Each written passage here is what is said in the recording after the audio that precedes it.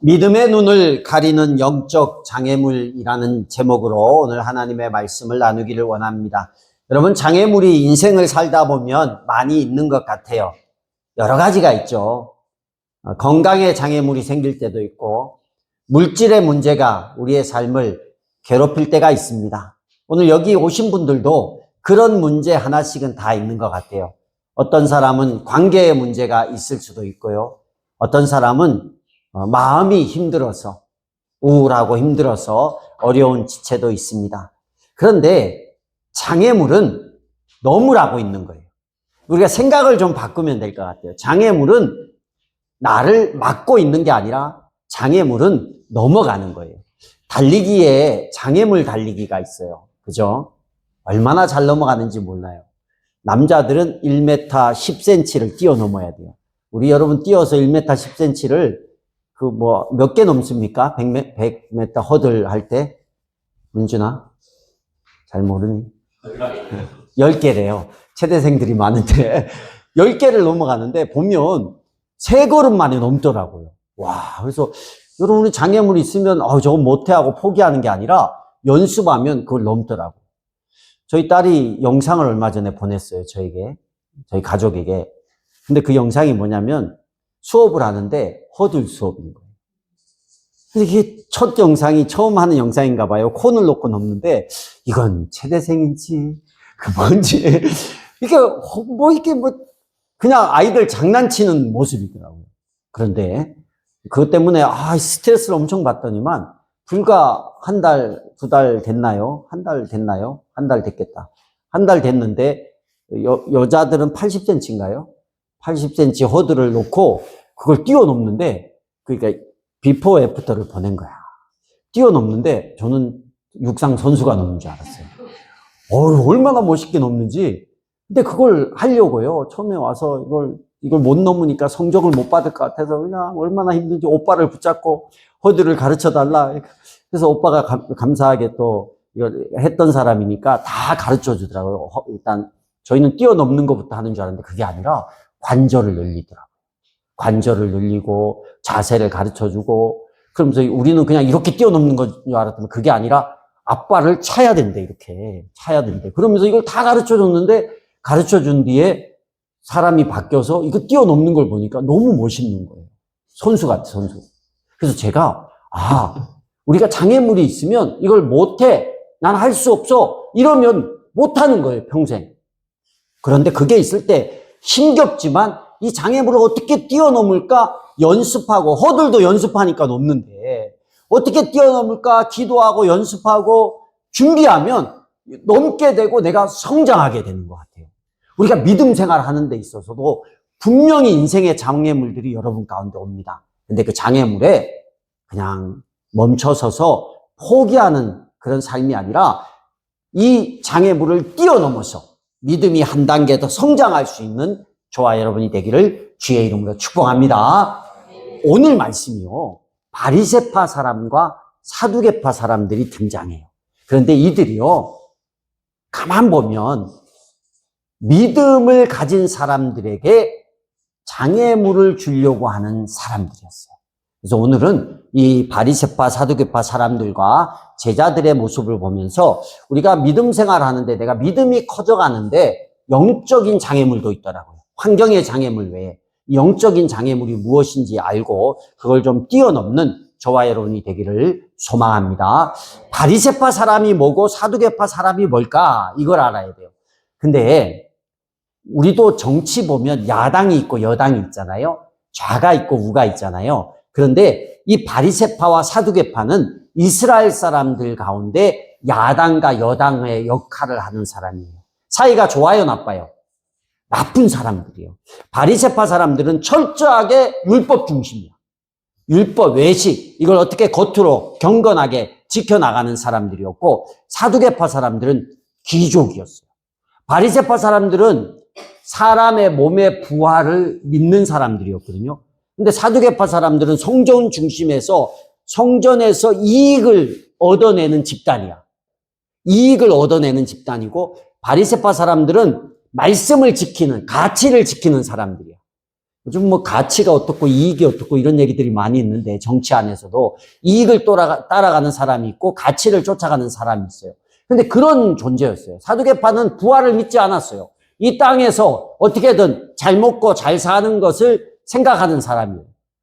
두 집단이 종교적으로 늘 부딪히는 집단이었어요. 그런데 예수님을 핍박할 때는요, 이 두 집단이 하나가 돼요. 오늘도 보니까 바리새파 사두개파 사람들이 예수님께 왔는데 뭐 하려고 왔어요? 예수님을 시험하려고, 넘어뜨리려고 왔어요. 예수님을 쓰러뜨리고 넘어뜨리는데 이들이 하나가 되었어요. 근데 이들이 그렇게 예수님이 3년 동안 있으면서 많은 기적을 일으키고 표징을 일으켰는데도 불구하고 많은 대다수의 바리새파 사람과 사두개파 사람, 소수는 예수님을 받아들였지만 거의 대다수의 사람들이 예수님을 받아들이지 못했어요. 영적인 믿음을 소유하지 못했어요. 왜 그랬냐면 이들의 마음의 문제라는 거예요. 마음의 문제. 자기의 생각, 자아의 문제가 그들 가운데 있어요. 우리가 신앙생활 하는 데 있어서도 하나님의 은혜와 기적과 하나님의 주시는 그 사랑을 못 느끼고 믿음이 성장하지 못하는 이유 중에 하나는 뭐냐면 내 자아가, 내 마음이 너무 강하기 때문이에요. 고린도 교회 성도들이 대표적으로 그랬어요. 그들은 하나님께서 말씀도 배우고 수많은 은혜 안에 있었음에도 불구하고 그들이 자기 고집이 너무 세단 말이에요. 그 고집 때문에, 자기 생각 때문에, 자기 마음에 굳은 마음 때문에 하나님을 있는 그대로 그 은혜를 누리지 못했어요. 예수님께서 수많은 기적을 일으켰는데 이들이 찾아와서 뭐라고 얘기를 해요? 오늘 여기 1절 보니까 표징은 예수님이 메시아라는 사인이에요. 기적이나 이런 걸 얘기하는 거예요. 그걸 자기들에게 보여달라고 요청합니다. 예수님이 이전에 그런 기적을 보였어요, 안 보였어요? 엄청나게 많이 보였어요. 그런데도 불구하고 와서 뭐예요? 나한테 와서 기적 좀 보여줘. 당신이 하나님의 아들이면 하나님의 아들인 사인을 나에게 보여달라는 거예요. 그런데 예수님이 그들을 향해서 뭐라고 합니까? 우리 16장 4절에 보면 악하고 음란한 세대가 표징을 요구하지만 이렇게 얘기를 해요. 악하고 음란한 세대가 표징을 요구한다. 예수님을 수많은 표징과 사인을 이미 하셨음에도 불구하고 사람들 앞에서 예수님을 자기들이 원하는 형태로 예수님을 조종하려고 그래요. 내가 원하는 형태의 표징이 와야 당신은 하나님의 아들이다. 왜 그랬을까요? 자기들보다 예수님이 대중들에게 더 인기를 끄는 거예요. 그러니까 대중들 앞에서 이 예수님을 어떻게든 끌어내리고 싶었던 거예요. 아니 그게 중요한 게 아니잖아요. 예수님이 오병이어 그 다음에 4,000명을 먹이시고 아픈 사람을 치료하시고 이런 사건들이 바리새파 사람과 사두개파 사람을 만나기 전에 다 있었고 이 소식을 이들이 들었어요. 그러면 어떤 생각을 가져야 돼요? 저 사람은 특별한 사람이구나. 내가 저 사람을 좀 알아봐야겠다. 찾아가 봐야겠다. 그렇게 해서 예수님을 찾아간 사람도 있잖아요. 누구예요? 니고데모. 밤중에 찾아갔잖아요. 그래서 예수님을 믿잖아요. 그런 사람도 있는데 이들은요, 그게 중요한 게 아니야. 이미 하나님이 주신 사인을 다 보여줬는데 그게 중요한 게 아니라 자기들이 성전에서 자기들이 바리새파라는 집단에서 누리고 있던 기득권을 예수님이 가져가는 거예요. 인기를 가져가는 거예요. 자기들에게 말씀을 배우고 자기들을 추앙하는 사람들이 예수님께로 다 쫓아가는 거예요. 그러니 자기들의 이득, 자기들의 기득권이 없어지게 생겼어요. 그래서 그들은 이익이라는 이 마음의 욕심이 예수님을 바라볼 수 있는 시선을 막고 있는 거예요. 그러니 마음속에 나는 저 사람을 믿고 안 믿고의 문제가 아니야. 내가 누리고 싶은 걸 그대로 누리고 싶은 거야. 내가 유지하고 싶은 걸 그대로 유지하고 싶은 마음이 있었어요. 그래서 그 마음을 내려놓지 않고 예수님을 바라보니까 예수님이 하나님의 아들로 보이는 게 아니라 원수같이 보였던 거예요. 그래서 어떻게 하면 얘를 무너뜨릴까? 찾아와가지고 기적 좀 보여달라고. 이거 어디서 많이 본 장면이에요. 예수님께서 공생애를 시작하기 전에 40일 동안 금식하고 왔을 때 예수님이 할 수 있는 능력이 있었지만 마귀가 와서 돌을 떡으로 바꿔봐. 성전에서 뛰어내려봐. 나에게 절을 해봐. 예수님은 다 할 수 있었어요. 배고플 때 돌을 떡으로 만들 수 있죠. 오병이어의 기적도 일으킨 분이니까. 근데 예수님께서 했어요, 안 했어요? 그거 하면요, 악하고 음란한 마귀의 말에 예수님께서, 하나님께서 그들의 틀 안으로 들어가서 그들의 말에 순종하게 되고 그들의 뜻대로 움직이게 되는 거였어요. 그래서 바리새파와 사두개파 사람들은 예수님이 자기의 뜻대로 움직이기를 원했던 거예요. 그러자 예수님이 그들 앞에서 기적을 행할 수도 있고 하나님의 아들이라는 것을 나타내 보일 수도 있었는데 안 했어요. 안 믿기로 작정한 마음에 있는 작정한 사람은요, 죽은 자가 살아나서 나 천국 봤다고 해도 안 믿습니다. 그 마음이 그렇게 완악해 있습니다. 우리가 신앙생활 할 때 있어서도 하나님 앞에 마음을 활짝 열 수 있는 저와 여러분이 되기를 축복합니다. 찬양할 때 가사를 들으면서 마음을 여시고, 예배할 때도 우리의 마음을 여시고, 그래, 하나님이 우리를 사랑해서 우리가 여기 있고, 내가 믿음으로 살아갈 때 하나님께서 내 인생을 받아주시고 나를 천국으로 인도하시는 분이구나. 나를 보호하시는 분이구나. 우리가 언제 하나님께 마음이 다칩니까? 내 뜻대로 안 될 때 다쳐요. 기도했는데 응답도 없고, 왜 나한테만 기적이 없고, 하나님이 왜 안 계신 거 아니야? 이럴 때 우리가 마음이 점점 굳어져요. 환경이 너무 힘들어도 마음이 굳어집니다. 예수 믿고 사는데 왜 나한테 이런 어려움이 있고, 나한테 이런 문제가 생기고, 내가 이렇게 아프고, 내 삶이 이렇게 어렵고, 관계가 어렵습니까? 우리 안에도 어떤 문제가 있는데, 우리는 그 모든 문제를 누구에게 돌립니까? 하나님께 돌려요. 안 그런 분도 있어요. 근데 그렇게 돌리는 것은 우리의 마음이 악해져 있는 거예요. 하나님 나한테 왜 일 안 하냐고. 그런데 바리새파와 사두개파 사람들이 그런 마음인데 예수님이 그들에게 뭐라고 얘기합니까? 딱 하나의 표징만 보여준다. 그게 뭐예요? 요나의 표징이라는 거예요. 요나의 표징이 뭘까? 요나가 어떤 사람입니까? 니느웨가 이스라엘을 공격했을 때 니느웨를 원수같이 여겼어요. 그런데 하나님께서 요나에게 가서 니느웨에 가서 복음을 전하라는 거예요. 요나는 가기 싫었어요. 그래서 다시스로 가는 배를 몰래 타고 그 배 밑바닥에서 숨어 있는데 폭풍이 일어가지고 사람들이 이제 제비를 뽑아서 너 문제다. 요나를 가지고 물에 던져버렸어요. 근데 그때 마침 큰 물고기가 요나를 삼켰습니다. 그리고 며칠이요? 3일 밤낮을 그 물고기가 헤엄을 쳐서 어디로 갑니까? 니느웨에 가서 요나를 토해냅니다. 근데 요나가 물고기 뱃속에 들어가자마자 뭘 해요? 기도하죠. 회개 기도를 하죠. 근데 그때부터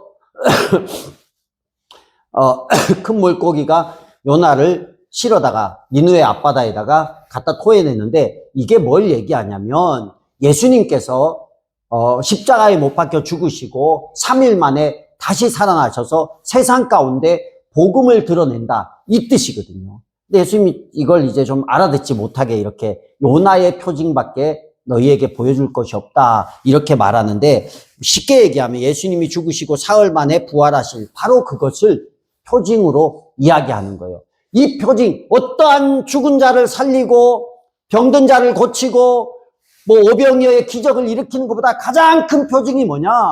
예수 그리스도가 십자가에 못 박혀 죽으시고 3일 만에 살아난다라는 이 표징이 바로 내가 하나님의 자녀라는, 하나님의 아들이라는 가장 큰 표징이다. 이것 외에는 없다라는 거예요.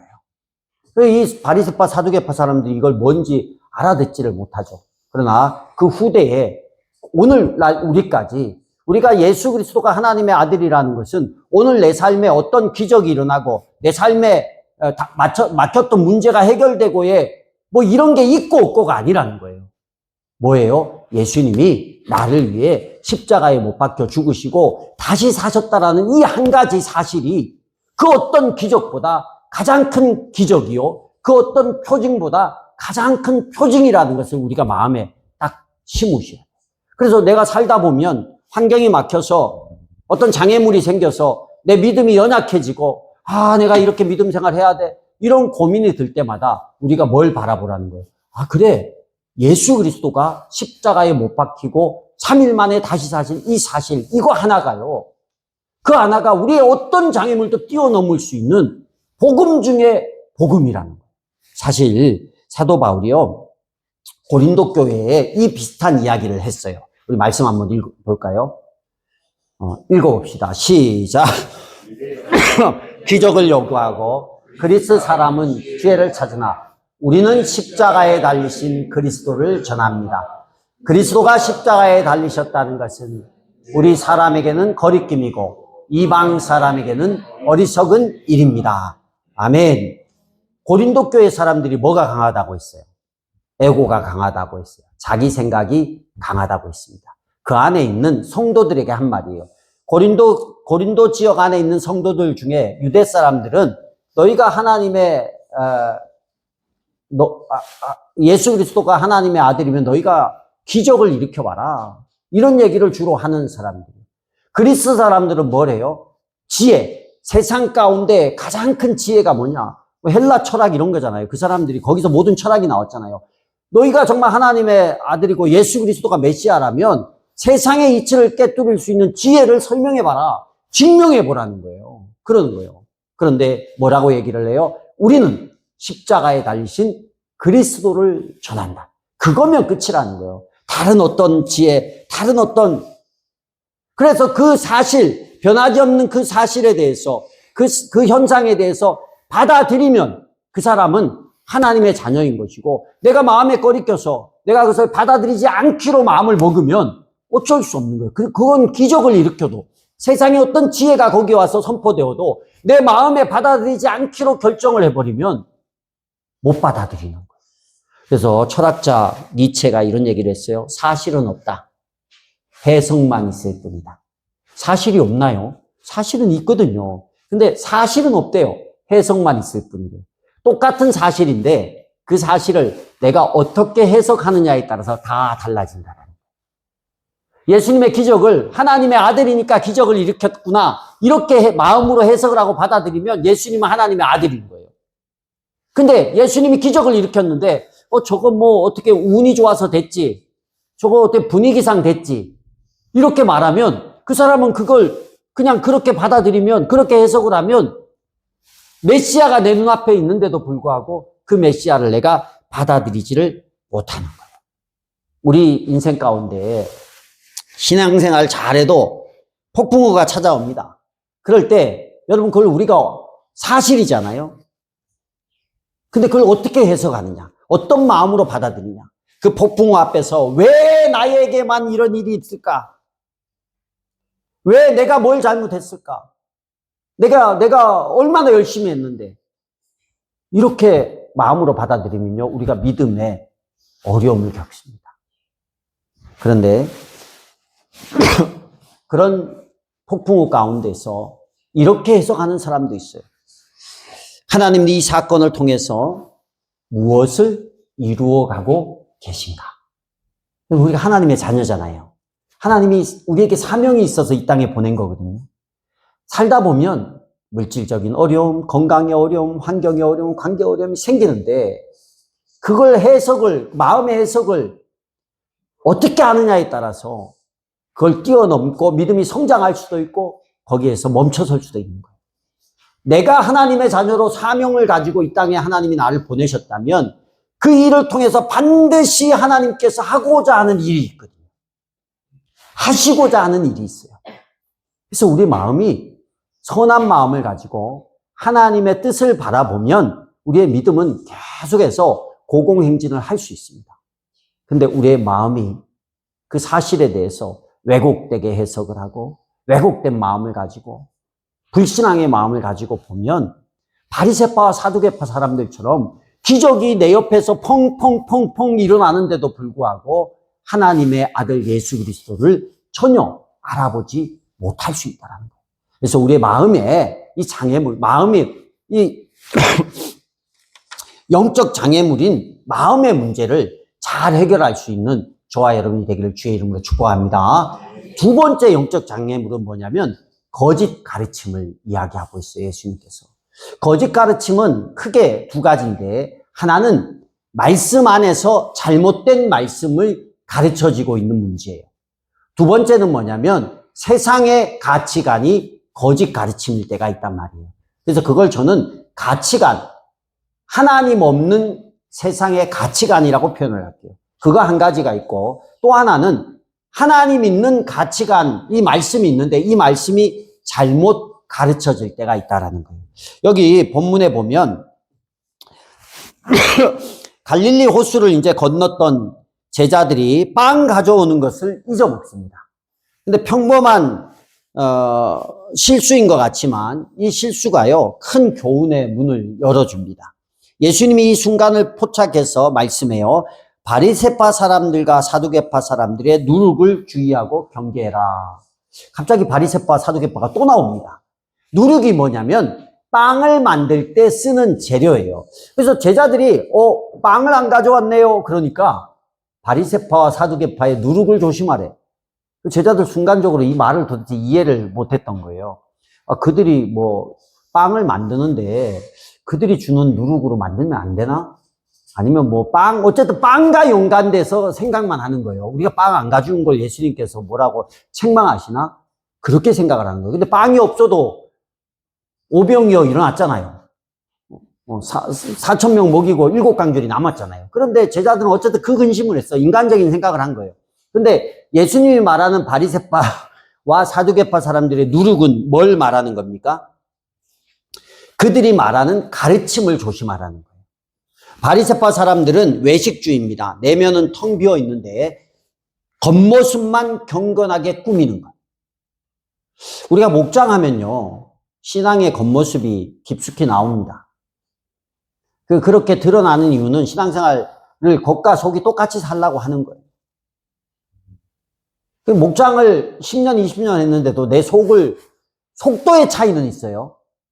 어떤 사람은 오자마자 깊이 서로 나눈 사람도 있지만 어떤 분들은 천천히 10년, 20년 동안 자기를 나누는 사람들도 있어요.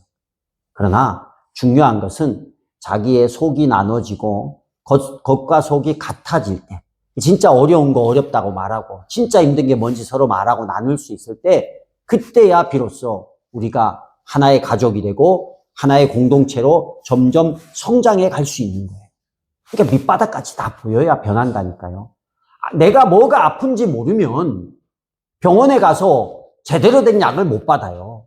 그래서 내가 나의 어떤 부족함과 연약함과 모자람이 누군가에게 알려지고 보여지면 그 다음에 그게 목장을 떠나지만 않으면, 이번 주에 와서 내 부족함이 보였는데 다음 주에는 어떻게 해요? 뭔가 좀 성장이 있어야 될 거 아니야. 이것들이 계속 목장을 통해서 깎여져 나가고 바뀌어져 나가서 겉과 속이 같아지는 신앙생활이 돼야 돼요. 목사가 이렇게 아내와 자녀가 있는 앞에서 설교하기가 여러분 얼마나 힘든지 아세요? 네? 잘 모르시죠? 여러분 여기서 와서 이런 생각을 해보세요. 여기 와서 부부 생활에 대한 강의를 어떤 부부가 제일 우리 교회에서 한몫한 것 같아요. 우리 고집사님 부부가 예를 들어서 여기서 이제 부부 세미나를 한다고 쳐. 고집사님 여기서. 근데 제가 보기에는 고집사님 여기서도 그렇고 집에서도 그렇고 우리 지은이 그러면서 서로 잘 지내는 것 같아, 진짜로. 근데 만약에 이게 외식이라고 생각을 해봅시다. 외식이라고 생각을 하고 내 가족이 여기 앉아 있는데 내가 부부가 잘 지내는 방법에 대해서 세미나를 한다고 생각해보세요. 그거 세미나는 하더라도 쉽지 않습니다. 저 사람들이 앉아서 나를 어떻게 판단할까? 왜냐하면 교회에서 비춰지는 모습이랑 집에서 비춰지는 모습이 다르면요, 힘들어요. 그러니까 목사는 얼마나 힘들겠어요. 저기 제 아내가 있고 제 아들이 있고 제 딸이 있는데 설교하기가 똑바로 목사님. 근데 그렇게 하는 분들도 있더라고요. 그냥 이렇게 가리고 가운으로 가리나 어쨌든 가려가지고 하는 분도 있는데, 저도 가오가 있고, 죄송합니다. 경상도 말인데, 가오가 있고, 이게 경상도 사람들은요, 척 하는 거, 허세도 있고, 보여지는 걸 엄청나게 중요하게 생각을 해요. 그래서 내 연약함이 드러나는 게 굉장히 자존심 상하고, 인생을 실패한 것 같다는 느낌이 들 정도거든요. 근데 이제, 겉과 속을, 저도 목장을 하지 않았으면, 예수가족교회가 아니었으면, 저도 그런 껍데기 외식하는 어떤 큰 교회 가서 후임 목사로 갔으면 제 스스로가 평생 바리새인 같이 신앙생활을 하지 않았을까, 이런 생각을 해요. 아직도 멀었지만 그래도 예수가족교회 있고, 예수가족교회에서 목장을 하면서, 우리 부부싸움도 목장에서 해보고, 별별 짓을 다 해봤거든요. 그러면서 문제가 드러나고, 깎여지고, 바뀌어지고, 어떻게든 조금 하나님이 원하시는 모양으로 변화될까. 그래서 그래도 아들, 딸 있는 데서 설교해도 그래도 부끄럽지 않게 할 수 있는 위치가 되지 않았을까. 이런 생각을 해봅니다. 근데 바리새파 사람들은 그 껍데기를 꾸미는 걸 너무 중요하게 생각합니다. 사두개파 사람들은 뭐예요? 세속적 합리주의. 합리주의를 막 가르칩니다. 근데 이렇던 가르침 안에서 그것이 신앙생활하는 사람들에게 그대로 스며들어와요. 그대로. 그래서 신앙생활을 교회에서만 잘하면 되고 집에서는 엉망진창인데 자녀들은 막 상처를 받고 있는데 부부는 막 금이 가고 있는데 내가 교회에서 목자고 목녀고 내가 집사고 장로고 이분들이 그렇다는 얘기가 아니에요. 교회에서 내가 이 역할을 그렇게 껍데기를 하면서 내가 마치 신앙생활을 잘하고 있는 것 같다. 바리새파 사람들, 사두개파 사람들이 왜 욕먹었습니까? 그런 껍데기를 가지고 신앙생활을 하니까 욕을 먹은 거예요. 근데 이것이요, 교회 안으로 들어와서 교회 가운데 이 거짓 가르침이 점점 힘을 발휘합니다. 그래서 바울이 갈라디아서 5장 9절에도 이거 넣었나요? 안 넣었나 모르겠네. 한번 더 넣었네요. 갈라디아서 5장 9절에도 똑같은 얘기를 해요. 마태복음의 얘기를 읽어봅시다. 시작. 누룩이라는 게 작은데 이 작은 게 빵 밀가루에 딱 들어오는 순간에 밀가루가 엄청나게 몇 배로 부풀어지는 거예요. 거짓 가르침이 그런 게 있어요. 교회 안에. 교회 안에. 교회의 존재 목적이 뭡니까? 민준아? 뭐라고? 잘 생각을 하고 대답을 해라. 교회가 존재 목적이 뭐야? 제자. 그렇지. 아유, 큰일 날 뻔했다. 교회가, 여러분, 세탁소가, 미안해, 갑자기 물어서. 세탁소가 세탁을 안 해. 그럼 세탁소라는 간판을 내려야 되는 거예요. 성경에 보면 교회의 존재 목적은 제자를 삼아가는 거예요. 근데 교회에 와서, 물론 다른 것도 필요해. 섬기고 제자 삼는 일을 위해서 이 모든 사역이 이루어져야 되거든요. 목장을 하든 뭘 하든. 그런데 교회에 와서 다른 엉뚱한 얘기들을 사람들에게 가르치는 거예요. 교회가요, 이건 얘기하면 좀 그러니까, 하여튼 교회가, 오늘날 한국 교회가 너무 엉뚱한 짓을 많이 해요. 욕먹어도 싸다고 생각을 합니다. 교회는 교회가 해야 될 일을 해야 돼요. 교회가 해야 될 일을. 근데 교회가 해야 될 일을 안 하는 거예요. 여러분, 제가 베트남 선교를 갔는데, 베트남에요, 거짓 가르침이 들어오는 거예요. 뭐가 들어왔냐면, 그 선교사님이 제가, 정말 마음이 너무 아팠어요. 선교사님이, 우리 권영민, 이민경 선교사님이 그 베트남에 간 지가 10년이 됐거든요. 10년 동안 아이들을 그 한국어 학교나 국제학교에 보내지 않고 베트남 현지 학교에 보냈어요. 그러면서 10년 동안 그냥 베트남의 모든 걸 쏟았어요. 그 한국어 학원을 하는데 사업이 아니라 매달 적자예요. 그게 어떤 사업성을 가지고 한 게 아니라 사람을 세우려고 하다 보니 매달 적자가 났어요. 그렇게 10년을 버텼는데 1년 반 전부터 어떤 직원이 들어왔는데 그 직원을 통해서 자꾸 문제가 생기기 시작하는 거예요. 사람들이 관계가 틀어지기 시작하는 거예요. 직원들이 그렇게 가족처럼 지냈던 직원들이 서로를 시기하고 질투하고 리더인 선교사님에 대한 불만을 얘기하고 그러다가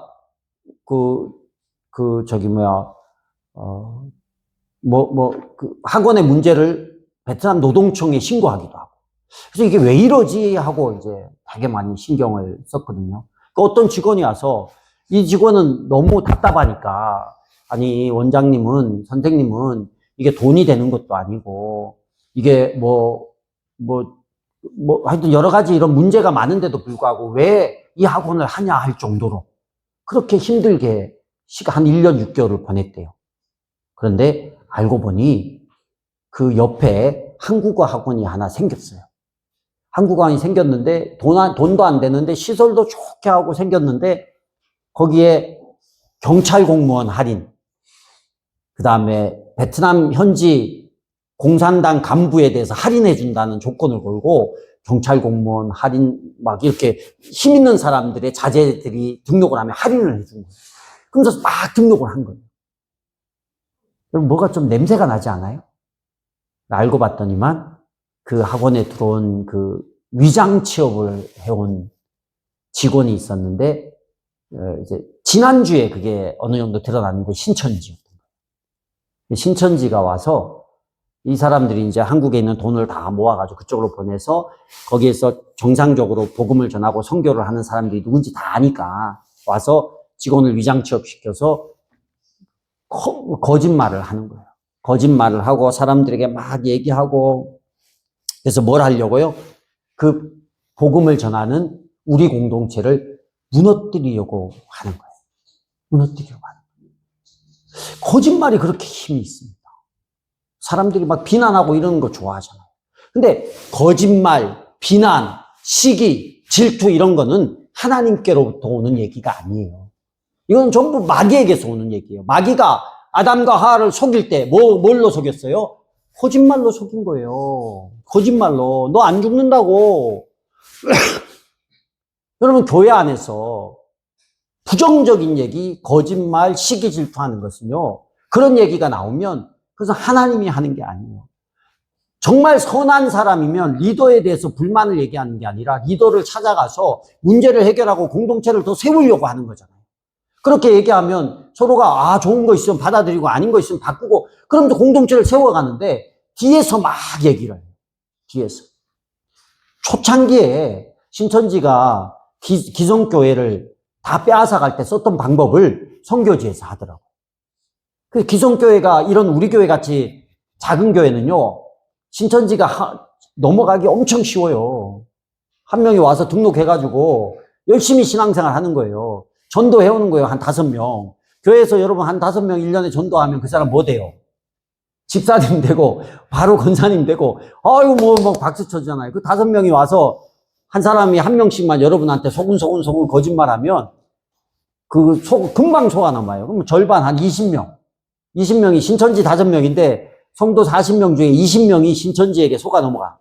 그럼 이 사람들이 이제 뭘 하겠어요? 목사를 바꿔야 될 거 아니에요. 그러니까 목사님에 대한 갖은 문제를 얘기합니다. 그러면 이제 목사님에 대한 어떤 신뢰가 떨어지니까 실제예요. 이게 실제 그들의 방법이에요. 신뢰가 떨어지면 불만이 일어나서 목사님을 내쫓아요. 목사님 나갔어요. 새로운 목사님을 뽑자. 뭘로 뽑아요? 투표해서 뽑잖아요. 그 사람을 모셔오자. 그래서 막 리스트를, 이력서를 받아서 모셔옵니다. 거기 모셔오는 후보 중에 누가 있어요? 신천지에서 전략적으로 총신대든 어디든 다 보내요. 신학생을. 그래서 목사를 만들어요. 교단에. 그래서 불러올 때 그 신천지 목사를 불러와요. 성도들은 알아요? 몰라요?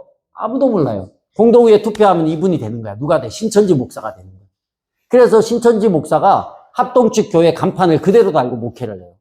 그걸 신천지에서 뭐라고 얘기를 하냐면 산옮김이라고 얘기해요. 산옮김. 실제예요. 그래서 작은 교회가 그런 식으로 신천지에 다 넘어가고 내가 교회를 다니는데 신천지 교회를 다니는지도 모르고 다니는 사람들이 굉장히 많았어요. 큰 교회에서 사람 빼내갈 때 어때요? 다 들어가서 거짓말하고. 저는 신천지 때문에 정말 이를 갈았던 사람이에요. 동강교회에 있을 때. 내가 너무나 사랑하고 애쓰고 힘써서 가르쳤던 우리 청년들이 신천지의 게임에 빠져가지고 한 명씩 넘어가서 제가 그걸 잡아가지고 설득하고 저기 안산에 상록수 교회 보내가지고 개종 그 교육 받게 하고 얼마나 싸웠는지 몰라요. 정말 악해요. 이 거짓말이라는 게. 그래서 그런 우리 교회 안에서 혹시 그런 거 뭐 우리 교회는 없지만 있다 그러면 아니 목사님한테서 물어보면 돼요. 그 성도한테 가서 얘기하면 돼요. 목장이 좋은 게 뭐냐면 그렇게 말할 수 있는 거예요. 근데 예수님이 그들의 누룩을 조심하라고. 그들이 가르치는 거짓 가르침을 조심하라고. 우리가 영적으로 다운되고 영적인 문제가 생기는 이유가 뭐냐면 이런 잘못된 가르침이 우리 안에 들어왔을 때 우리의 영적인 눈이 순식간에 가려집니다. 혹시 여러분에게 부정적인 얘기, 불만의 얘기, 비판의 얘기가 들려온다면 그분하고 직접 해결을 하십시오. 최소한 두 사람의 얘기를 다 들어보십시오. 근데 그걸 듣고 같이 동조하고 그 가르침을 받아들이는 순간에 우리는 영적으로 어두워지는 영적인 이 장애가 생기는 문제가 생길 수 있습니다. 그리고 그것뿐만 아니라 세상의 가치관이 너무 들어왔을 때 그것도 영적인 눈이 가려지는 거예요. 그래서 우리는 세상의 하나님을 거부하는 세상의 가치관, 그리고 교회 안에서의 거짓 가르침, 이 바리새파와 사두개파의 누룩을 조심할 수 있기를 주의 이름으로 축복합니다. 시간이 많이 가서 오늘 베트남 얘기하다가 시간이 넘어갔어요. 마지막 세 번째 영적 장애물은 뭐냐면 은혜를 기억해야 돼요. 은혜를 잊어버리지 말자. 어떻게 하자? 은혜를 잊어버리지 말자. 시편 103편 2절 한 절 볼게요. 시편 103편 2절 읽어봅시다. 시작. 주님이 베푸신 모든 은혜를 잊지 마라. 성경을 보면 어떨 때는 제자들이 너무 어리석다라고 느껴질 때가 있어요. 제자들이 지금 빵을 잊고 왔는데 예수님이 이 얘기할 때 우리가 빵을 안 가지고 와서 이 얘기하나? 빵이 없으면 안 되나? 어떻게 빵을 구할까? 이 고민을 하잖아요. 근데 이 사건이 얼마 전에 어떤 사건이 있었어요? 4,000명이 빵 7개를 나눠 먹고 12광주리보다 더 큰 광주리에 7광주리나 남기는 사건이 있었단 말이에요. 그러니까 은혜를 줬고 먹는 거 문제 걱정할 거 없다라고 했는데도 불구하고 돌아서면 걱정하는 거예요. 왜 돌아서면 걱정해요? 주신 은혜를 잊어버렸기 때문에. 자꾸 여러분 은혜를 잊어버리면요, 영적인 눈이 감겨져요. 내가 살다가 문제가 발생하면 지금까지 주신 은혜를 기억하시기를 바랍니다. 시편 기자처럼 주님을 찬송하는데 어떻게 찬송하냐? 베푸신 모든 은혜를 잊지 않고 찬송해야 됩니다. 그 영국의 명설교가 찰스 스펄전 목사님이 이런 얘기를 했어요. 촛불 하나를 보고 감사하는 사람에게는 하나님은 전등을 주시고, 전등을 보고 감사하는 사람에게는 달빛을 주시고, 달빛을 보고 감사하는 사람에게 햇빛을 주신다. 멋진 말인 것 같아요. 감사는 받은 은혜를 기억하는 겁니다. 이거 잊어버리면요, 근데 이게 삶이 우리를 잊어버리게 만들어요. 우리의 걱정거리, 여러 가지 환경, 이런 문제 때문에 늘 우리는요, 근심 걱정 가운데 살아요. 그때 뭘 해야 돼요? 받은 은혜를 기억하시길 바랍니다. 제자들이 빵 안 갖고 간 것 때문에 전전긍긍할 필요가 있어요, 없어요? 없어요. 근데 왜 전전긍긍합니까? 잊어버렸기 때문에. 예수님이 어떤 분인지 잊어버렸기 때문입니다. 우리는 기억하십시오. 지금까지 나를 여기까지 이끌어오신 그 주님을 기억하면요, 지금의 문제도 뛰어넘을 수 있습니다. 그래서 우리 앞에 영적 장애물이 있더라도 이 은혜를 기억함을 통해서 너끈히 뛰어넘을 수 있는 저와 여러분이 될 수 있기를 주의 이름으로 축복합니다.